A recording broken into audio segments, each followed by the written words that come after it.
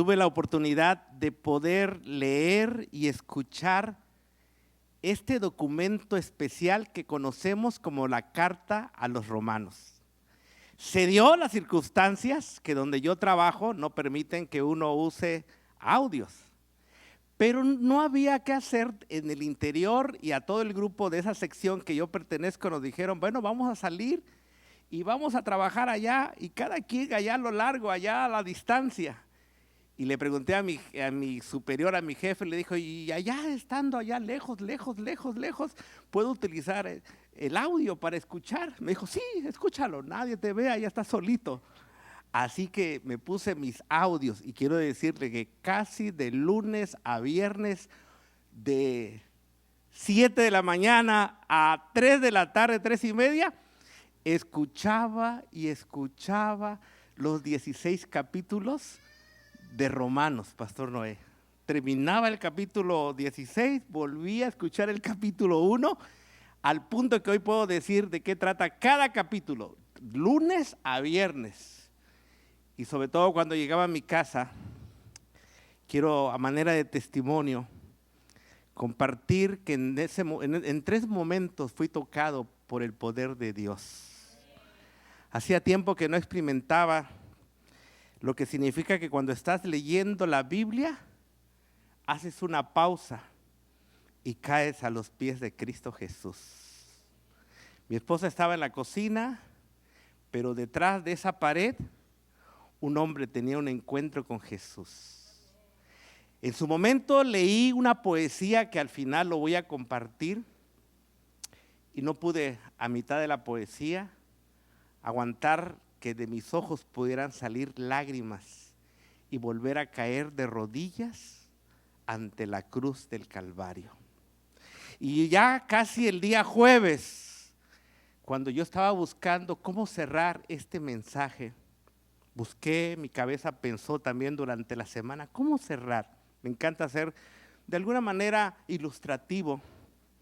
Y cuando yo seleccioné un canto que también voy a compartir al final, nuevamente tuve ese momento, no lo pude evitar. Me considero un hombre fuerte, muy difícil que de mis ojos puedan salir lágrimas, pero ante ese hermoso canto me doblegué otra vez, y sin que yo lo pudiera evitar, lágrimas salían de mis ojos al poner atención la letra de ese canto que nos hace énfasis en la cruz.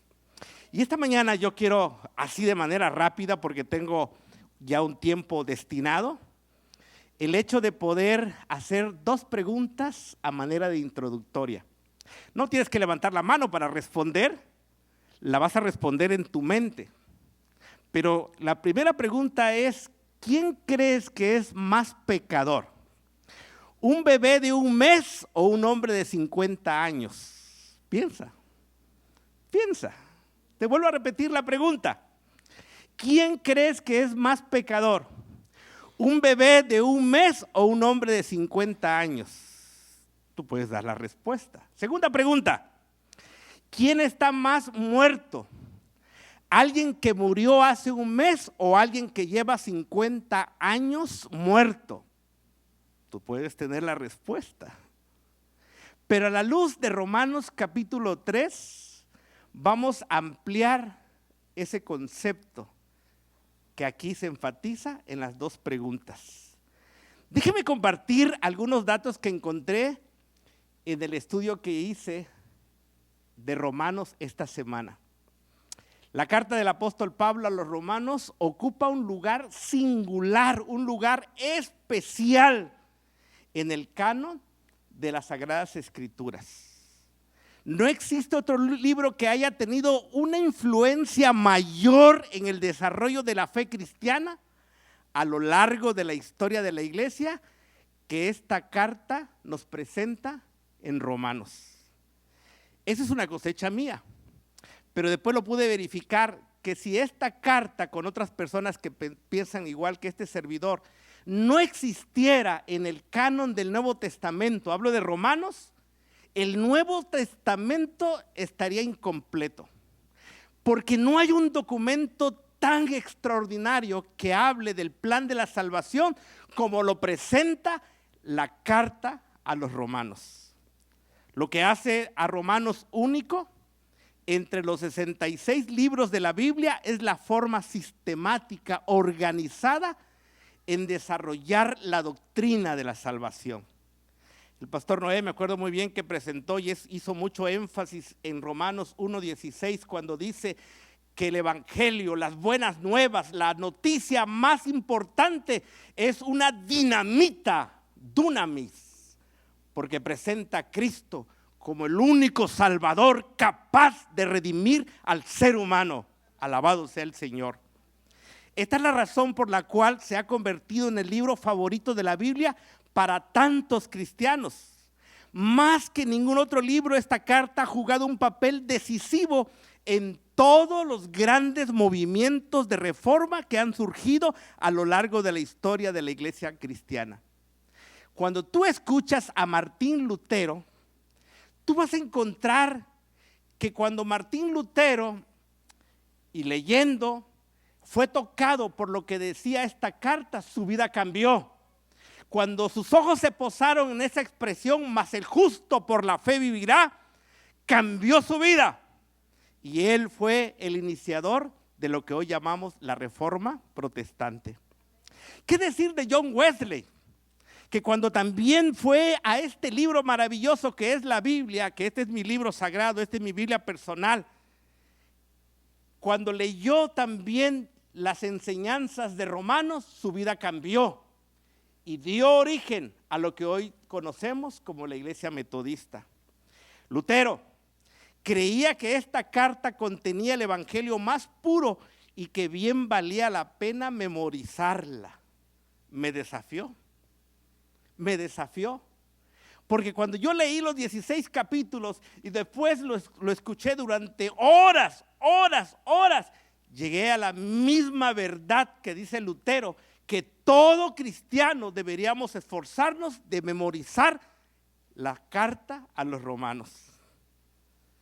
En la carta a los romanos, escuchen esto, vamos a encontrar de una manera sistemática todos los grandes temas de la Biblia. Por ejemplo, el pecado, la ley, el juicio, la fe, las obras, la gracia, la justificación, la santificación, la glorificación, la adopción, la elección, el plan de salvación, la obra de Cristo, la obra del Espíritu Santo, la esperanza cristiana, la naturaleza pecaminosa, la vida de la iglesia y el lugar de los gentiles y de los judíos en el plan de Dios. ¡Wow! Y ahora voy a compartir algo. Lo estuve pensando si se los decía o quedaba solamente aquí en mi mente. Y al final decidí compartirlo. La primera que recibió esto que voy a compartir con ustedes fue mi esposa, que le impactó. Y lo que yo escuché, porque no es una idea mía, pero cuando yo estaba escuchando a un gran predicador hablar de Romanos, dijo algo que sacudió mi mente. Dijo lo siguiente: todo cristiano, no es idea mía, solo lo escuché pero lo comparto, que tenga un año de convertido, de bautizado en una iglesia y que no haya estudiado, estoy enfatizando, estudiado, no leído, el libro de Romanos, es un bebé. ¡Wow! Cuando yo le dije a mi esposa, me dijo, ¡wow! Y tú le podrías preguntar en el ámbito espiritual a la persona que está a tu lado, ¿eres un bebé o eres un adulto? Podrías preguntarle, por supuesto, y cada quien puede tener la respuesta. Y esta mañana yo quisiera compartir, sí, son minutos los que tengo, ¿está bien el reloj? Ah, no, dije ya, ok, gracias. Esta mañana quiero, para poder entrar al capítulo 3, hacer un breve resumen de lo que el pastor ha compartido durante este sábado, pero así de manera rápida. Cuando tú lees Romanos capítulo 1, vas a encontrar que los primeros versículos Pablo hace un saludo tradicional como se acostumbraba en aquel tiempo. A mitad de ese capítulo presenta el poder del evangelio. Pero en la última parte de los versículos vas a encontrar una descripción de la manera de vivir de los gentiles. Una aberración, manchado y metido en el pecado. Una inclinación hacia lo humano. Estoy tratando de buscar una expresión que se me está yendo en este momento. Una degradación de lo que puede llegar el ser humano a comportarse en su diario vivir. Tú lees ahí cuando dice que en el acto sexual, en el ámbito sexual, mujeres haciendo el amor con mujeres, hombres haciendo el amor con los hombres e incluso haciendo cosas que Dios no aprueba. Y al final dice también dentro de ese contexto que la ira de Dios se va a determinar sobre los gentiles. Pero cuando tú entras al capítulo 2, también hay para los judíos. Prácticamente le dice Pablo, el hecho de que ustedes sean un pueblo especial, que Dios fijó sus ojos en ustedes, que le dio muchas cosas, no implica que por eso ustedes son salvos. Ustedes que tienen la verdad, que tienen más luz, no lo están viviendo. Y por lo tanto, la ira y el juicio de Dios será sobre ustedes. ¡Wow! Había tanto para los gentiles como para los judíos. Y entrando ahora al capítulo 3, donde quiero basar mi mensaje, quiero resaltar 4 verdades que desprendemos del capítulo 3. Número 1, del versículo 1 al versículo 8, se enfatiza una expresión que usamos a veces, lo decimos, a veces sin mucho pensar: Dios es fiel. Dios es fiel, no falla, cumple sus promesas y el que falla es el ser humano. Número 2, todos somos pecadores. Número 3, la función de la ley de Dios, porque quiero enfatizar algo especial en esta verdad. Y número 4, la justificación por la fe. Cristo murió para pagar nuestros pecados. Y comienzo con la primera verdad: Dios es fiel.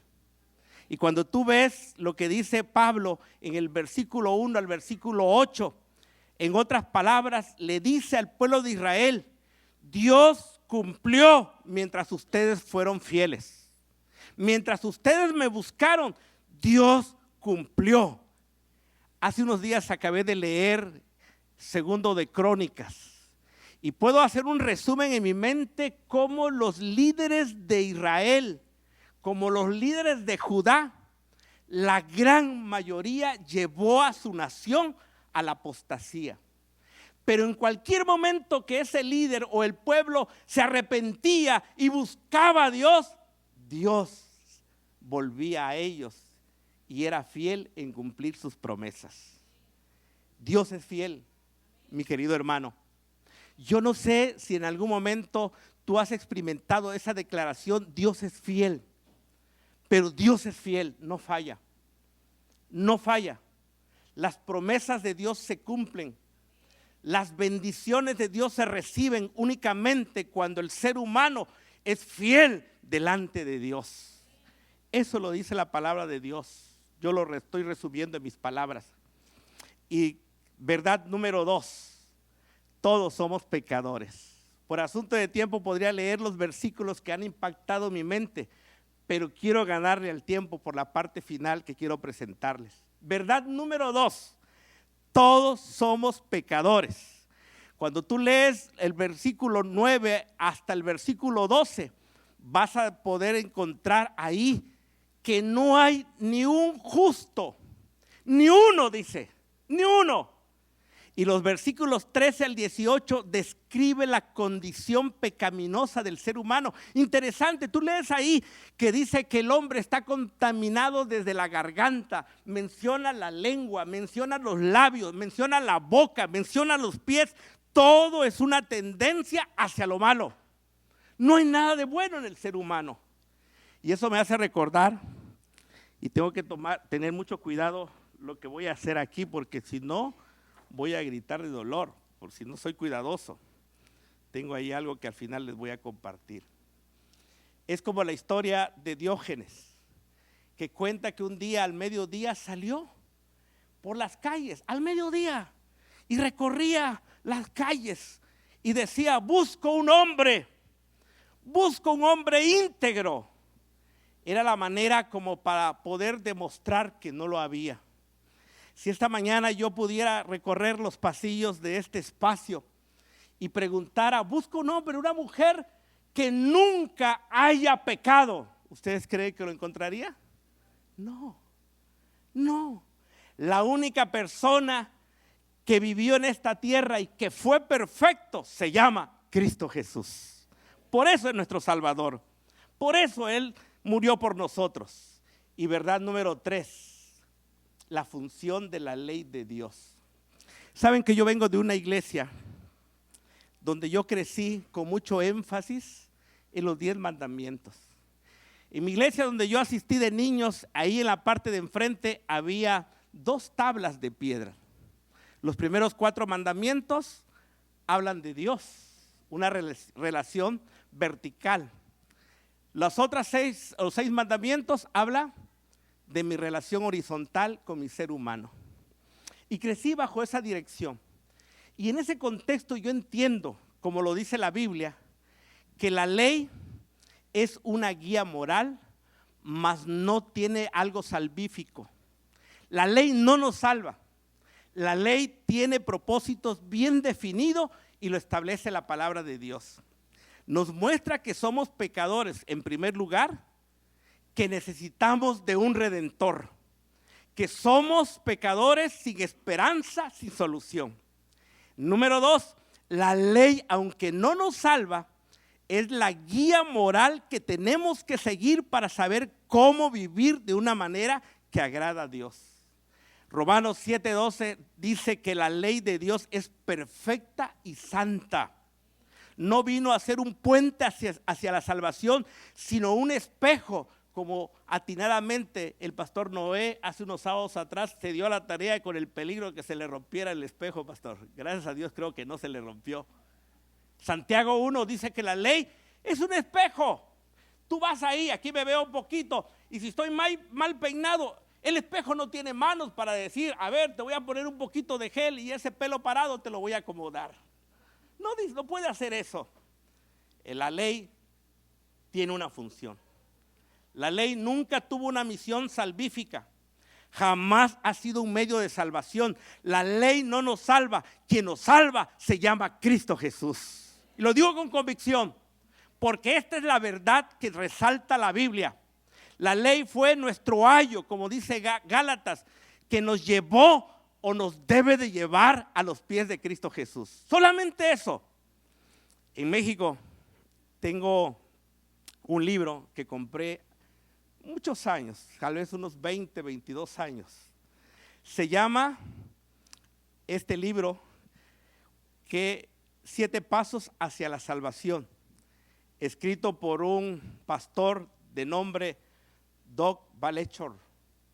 Y en ese libro, en el capítulo 5, hay una historia que siempre me fascinó. Y especialmente lo cuento cuando tengo adolescentes y tengo jóvenes. Pero lo voy a contar ahorita, porque resalta una gran verdad de la importancia de la ley. ¿Qué papel juega la ley? Dice Doug que cuando él tenía 6 años, sus padres se habían divorciado, su papá nuevamente se casó y él acostumbraba junto con su hermanito menor a él visitar a su padre en días de vacaciones. Y en verano fueron a visitar a su padre, su hermano y él. Y cuando llegaron, pues empezaron a convivir con papá y con la esposa del papá. Y entonces, un domingo, cuenta el pastor Doc, se levantó más temprano que los demás. Todos dormían. Doc, de 6 años, empezó por los pasillos como cualquier niño buscando algo con que entretenerse. Jugó un rato, pero se aburrió. Pero de repente sus ojos se fijaron en un aparato para lustrar zapatos.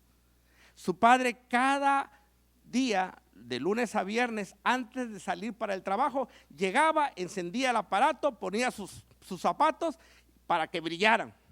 Y Doc se concentró en el aparato y fue, y entonces empezó a jugar. Prendía y entonces ese aparato giraba, el cepillo y la esponja a una velocidad tremenda.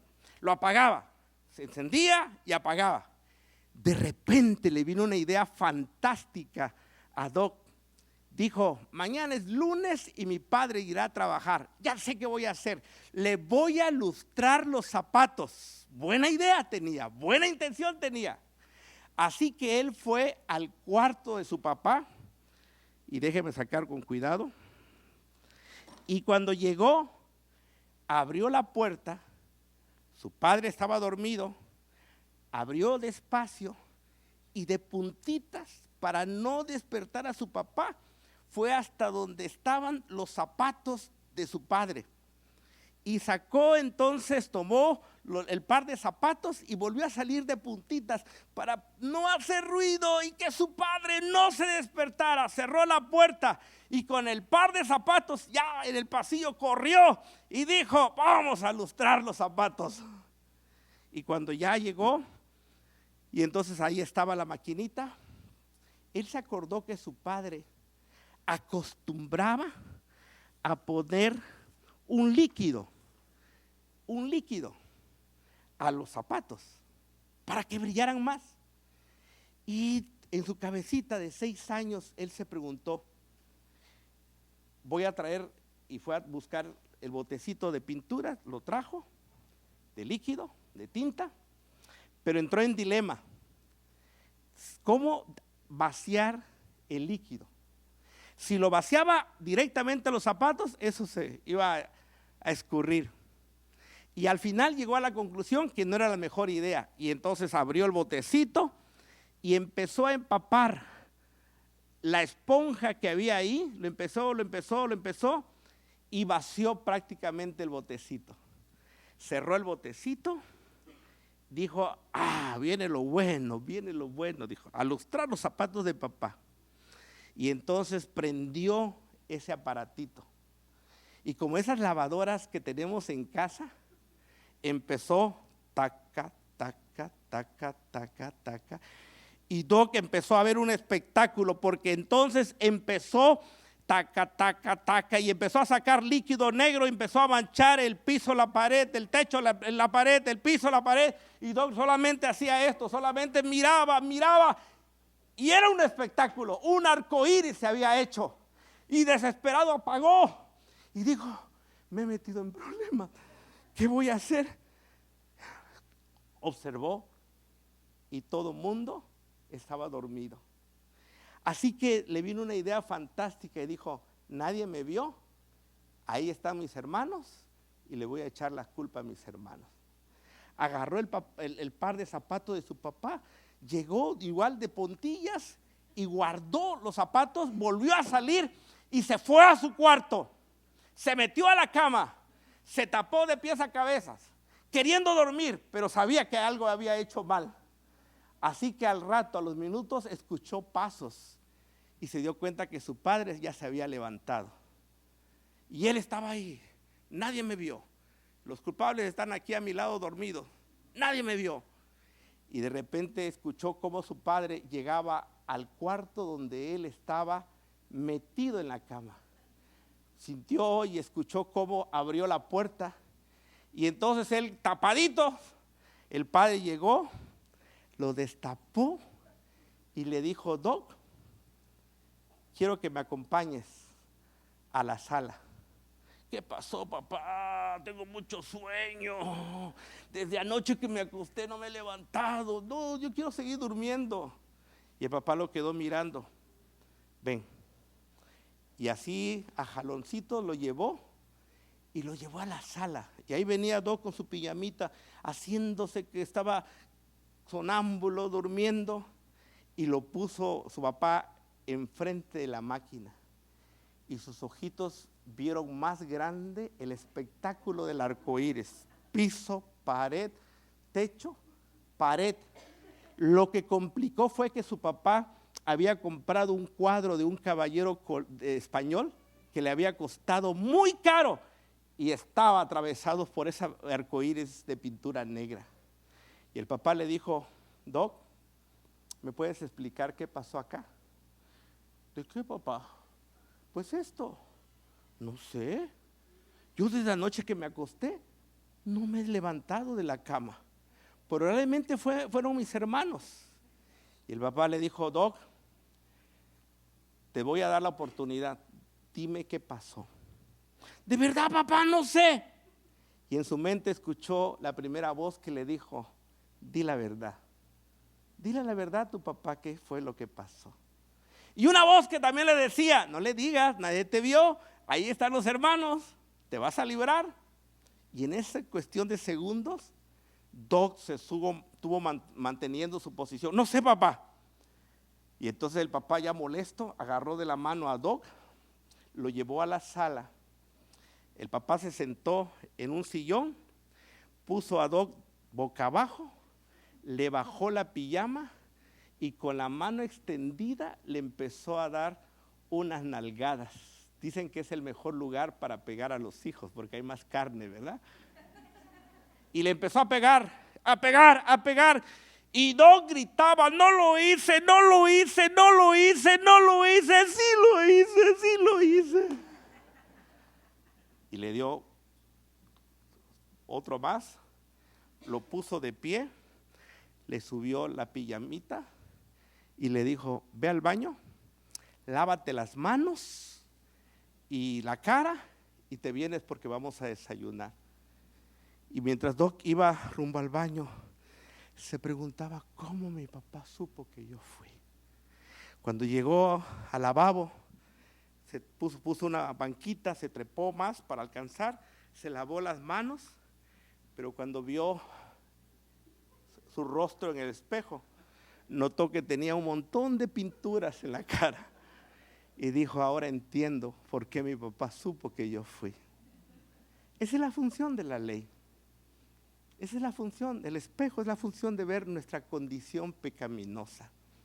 Así que, queridos hermanos, resalto la cuarta verdad y con eso voy al cierre. La verdad más hermosa. Esto es lo que me hizo quebrantar mi corazón.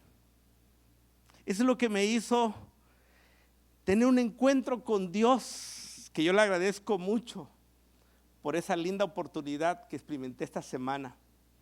Cristo murió para pagar nuestros pecados. Con el versículo 21, si tú tienes la oportunidad de ir y leer, vas a encontrar ahí que ahí hay un cambio, ahí hay un cambio de dirección. Ahora podemos ver que Pablo resalta la verdad de la justificación por la fe con una expresión, pero ahora, que comienza en el versículo 21, marca el inicio de una nueva era señalando a la cruz. El apóstol menciona a través de la epístola y en varias formas diferentes qué cambios trajo la cruz. Y yo te quiero presentar tres conceptos. En primer lugar, hubo un cambio de ira a justicia, porque la ira de Dios y su juicio no son mentiras, sino pregúntele a los antediluvianos que la gracia se les acabó y todos ellos murieron. Pregúntales a los habitantes de Sodoma y Gomorra y verán y darán testimonio que la ira y los juicios de Dios son reales, no son de mentiras. Y entonces, en segundo lugar, hubo un cambio de condenación a justificación. Y en tercer lugar y último, la cruz también trajo un cambio de esclavitud a la libertad. ¿Cómo me gocé leer la expresión ya no soy esclavo del pecado? Y me hizo acordar de ese canto Neftalí. Yo lo escucho mucho. Ya no soy esclavo del pecado, soy libre en Cristo Jesús. De verdad, hermanos, somos libres. Yo no sé cómo esté tu corazón, tu mente. Yo no sé en este momento lo que yo he compartido contigo, si el taladro del Espíritu Santo ha taladrado tu corazón y tu mente, pero yo he tratado de compartir el mensaje de la palabra de Dios. Y entonces yo llego a algo importante sobre la gracia. La gracia no nos da libertad de vivir de la manera que nosotros nos plazca. La gracia nos invita a caminar en esa justificación y en esa redención pero bajo las guías morales de su palabra escrita. Y entonces finalizo compartiendo. Ya no me da tiempo, me voy a ir directamente a la conclusión. Tal vez alguien vino esta mañana cargado de culpa. Tal vez nadie sabe lo que está viviendo. Tal vez sonríes por fuera, pero te estás rompiendo por dentro. Y el enemigo te ha dicho, ya no hay esperanza para ti. Pero el Evangelio de Romanos 3 nos dice, todavía hay gracia, todavía hay sangre en la cruz, todavía Cristo salva, todavía Cristo tiene el poder para cambiar tu vida. No importa qué tan lejos hayas caído, mi querido hermano, mi querida hermana. No importa cuántas veces fallaste, no importa cuántos pecados hayas cometido. Si Cristo pudo perdonar al ladrón en la cruz, puede restaurarte hoy. Te hago una pregunta que me la hice yo. Si hoy fuera tu último sábado aquí en la tierra, ¿estás listo para encontrarte con Dios? No te pregunto si vienes a la iglesia, porque me puedas decir, sí, todos los sábados yo voy, la mayoría de los sábados yo voy. No te pregunto si sabes doctrina, profecías. No te pregunto si aparentas santidad. Te pregunto, ¿ya entregaste verdaderamente tu vida en Jesús? Porque Romanos 3 deja una verdad eterna. Todos somos culpables, pero nadie tiene que irse condenado si corre a los pies de Cristo Jesús. La cruz todavía tiene poder, mi hermano, mi hermana, joven, señorita. A los que nos vayan a ver más tarde, más adelante, días después, quiero decirte que la cruz tiene poder para poder cambiar tu vida. Y eso lo hace la sangre preciosa de Jesús. La gracia todavía está disponible y Jesús todavía salva. Y entonces yo me di a la tarea de poder conseguir una corona. ¿Cómo batallé? Fui a tiendas y no las vendía. Metí ahí en el chat de WhatsApp que tenemos a las familias, le dije, ¿alguien tiene una corona? Y me dijeron, no, pastor, no tenemos una corona. Ahí en el trabajo hay varios cristianos. Y le dije, por casualidad, su pastora tiene una corona. Y todos me decían, déjame investigar. Y después me decían, no hay. Ayer, en la tarde, me fui al monte. Caminé. Y hasta que pude encontrar una corona. Mejor dicho, una rama que mi esposa y mi hija, más mi hija que mi esposa. Porque si mi hija ve esto en la predicación, me va a decir, oiga papá, si yo hice la mayor parte. Y entonces hicieron esta corona. Qué fácil es decir, Cristo murió por mis pecados. Qué fácil es decir, Cristo fue crucificado. Pero cuando yo, y me di también a la tarea de conseguir esto, me puse a pensar algo similar, a lo mejor más grande, más pequeño, un poquito menos pequeño. A manera de estaca, le clavaron en las manos de Jesús. Si una aguja cuando te pinchas, gritas, te remuerdes o te haces, ¡ay! ¿Qué será que un clavo o un material como esto pueda atravesar tus manos, tus pies?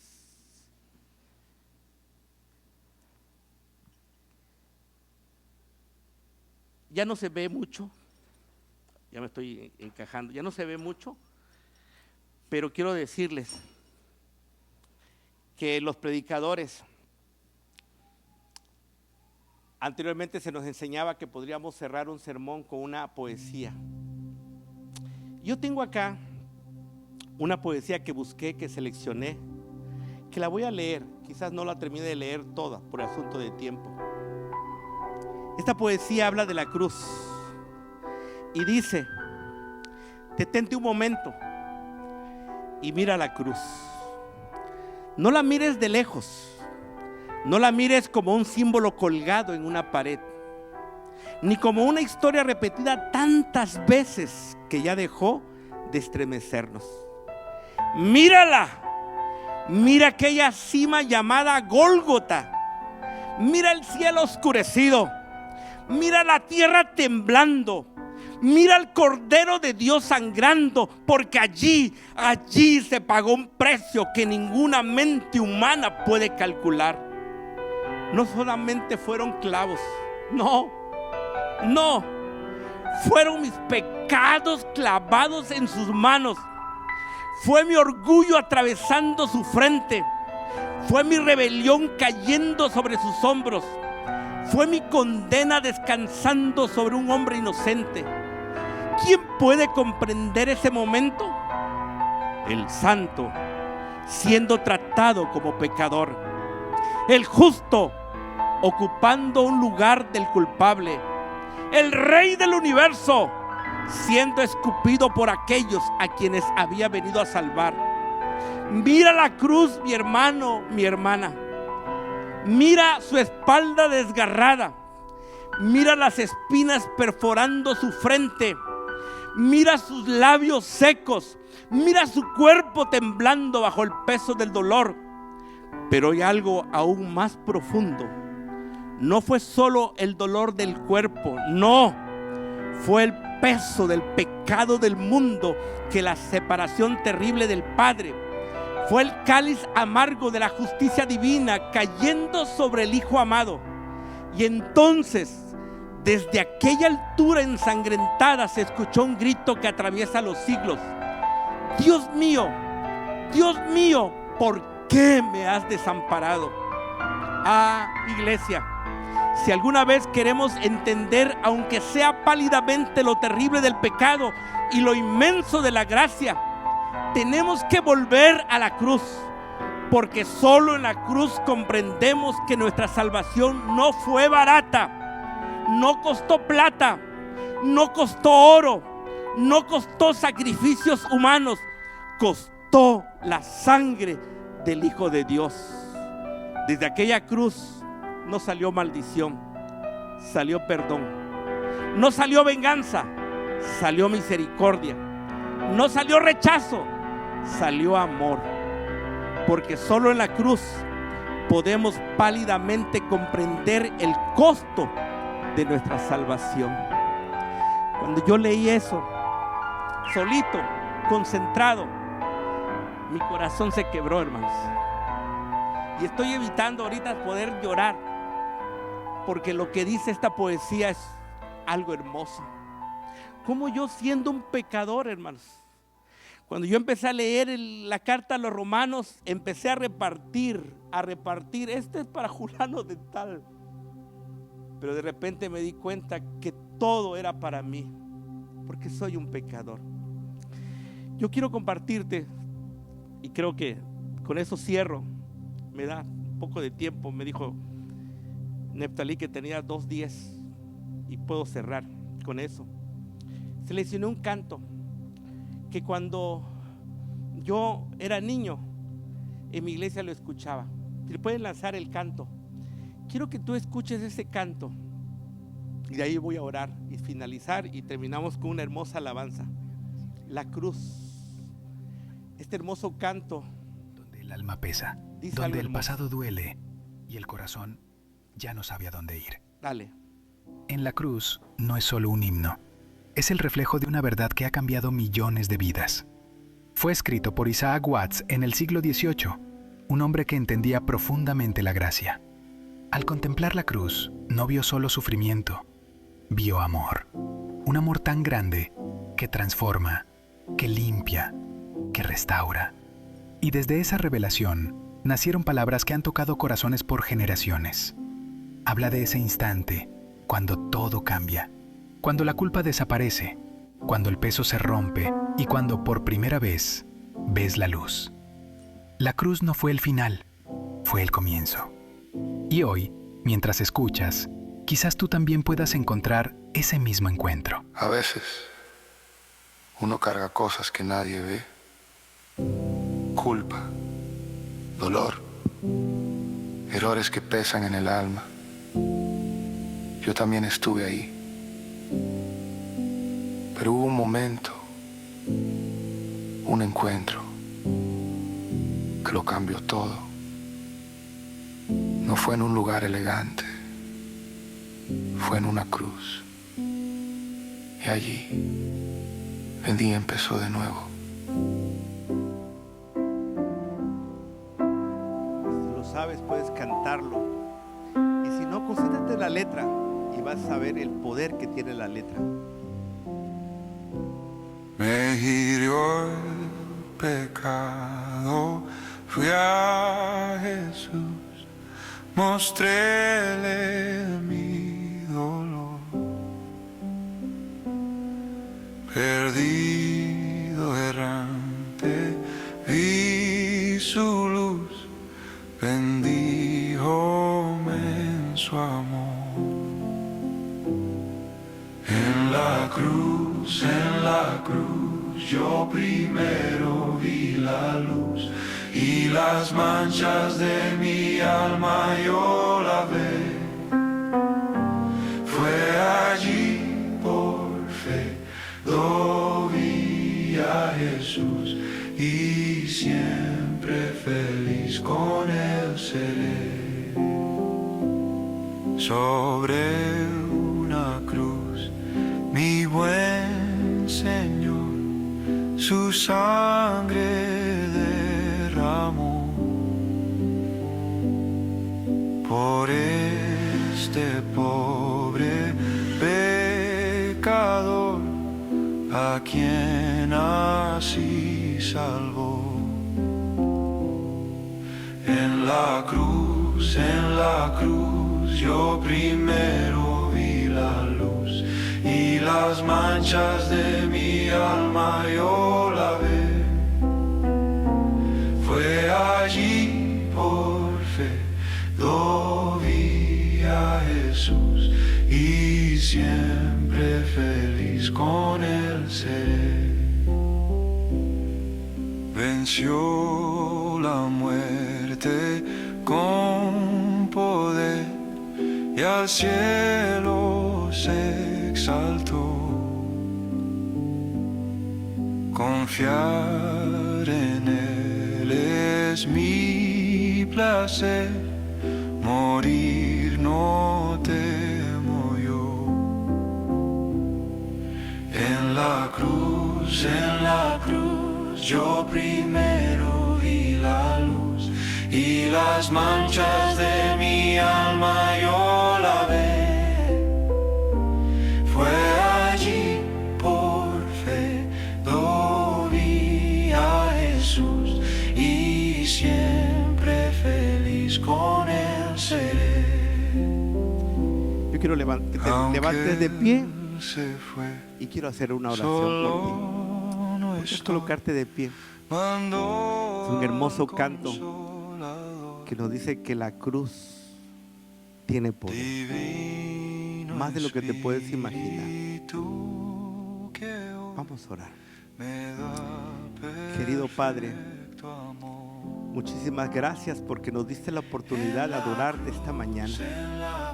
Nuestros labios pecaminosos pudieron alabar tu nombre a través de las alabanzas. A través del estudio de tu palabra hemos visto que no hay ni uno aquí en la tierra que no haya cometido un pecado. Todos somos pecadores. Todos necesitamos de Cristo. Esta mañana yo quiero pedirte que bendigas a la iglesia Vive Vertical. Bendice a mi hermano, a mi hermana que vino tal vez con un corazón triste, pero que se vaya con la seguridad que la salvación es una realidad. Y pase lo que pase, aún aunque sea el último sábado que vivamos en esta tierra, nuestra vida está en Cristo Jesús. Gracias por tu amor. Lo agradecemos en el nombre de Jesús. Amén. Amén.